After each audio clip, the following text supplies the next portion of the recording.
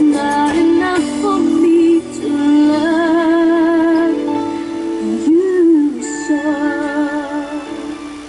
I always feel blessed and thankful every time I'm invited to do a show with the new Malls of Ayala. Super happy talaga ako at part ako sa opening month ng Fairview Terraces. That's why I performed my current hits together with some covers of other international hits.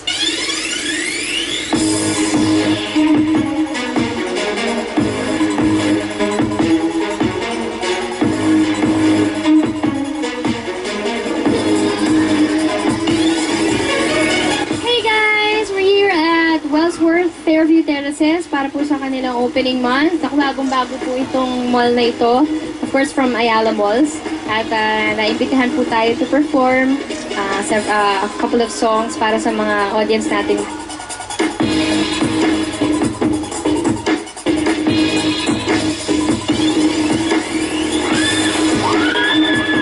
We're having our part of our opening month. No, one of the shows would be Sarah Geronimo's show today.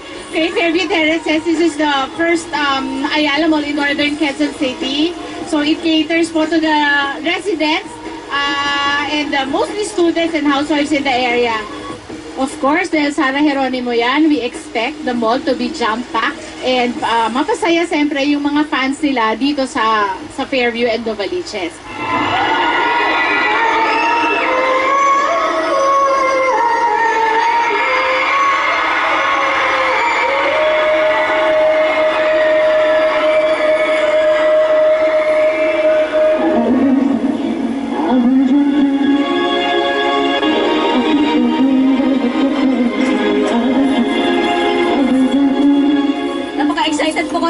Sobrang saya-saya ko po kasi first time ko pong makita si Sarah kaya naiyak na po talaga ako sa sobrang saya po talaga.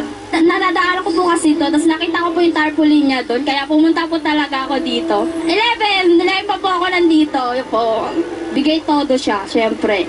Gusto ko kay Sarah siya, mabait, mapagmahal sa pamilya, tsaka hindi lumalaki yung ulo niya kahit ano na siya, kahit mataas na yung narating niya.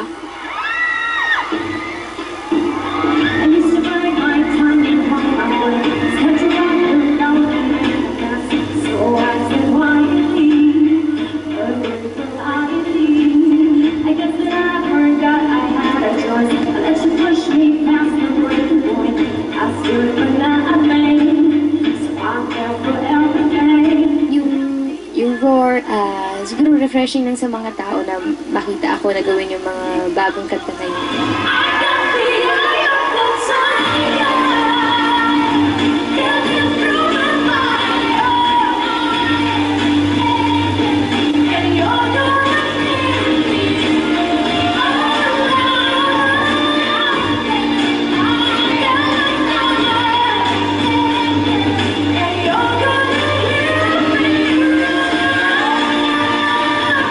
Pagdating sa stage, nag-transform eh. Parang, wow!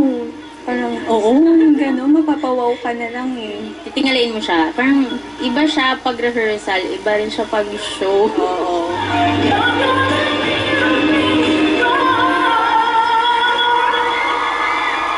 Natutuwa naman ako na na-appreciate ng mga tao yung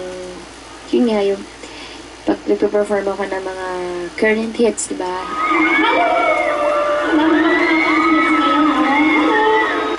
Hindi naman po, gusto ko kayo handugan ng track from my latest album, Expressions. Ito po ay para sa lahat ng mga parang roar, no? Parang nag-roar sa pag-ibig sa buhay. Kasi lahat naman tayo dumadaan sa hirap ng buhay, sa pagkakadapa. Pero ang importante, nagkakaroon tayo ng lakas na tumayuli at magbunay ulit.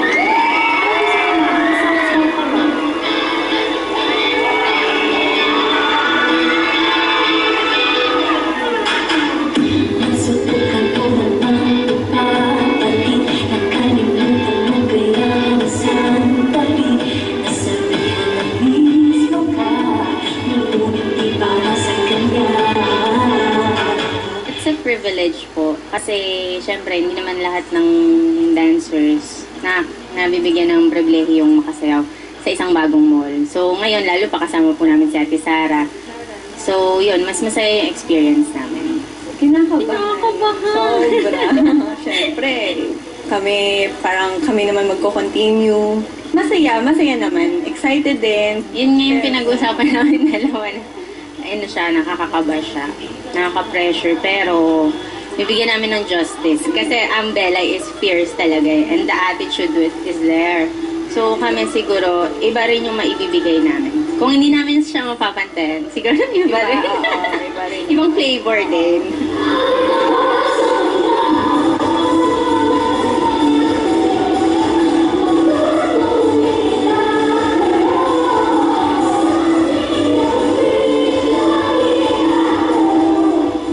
Talagang binibigay niya yung full attention niya. And talagang nag-focus siya. Tsaka, ano siya, open siya sa yung pag alam niyang mali. Open siya sa corrections and hindi siya natatakot na matuto kahit ano pa yan, kahit anong klaseng sayo yung iba tumasa sa kanya.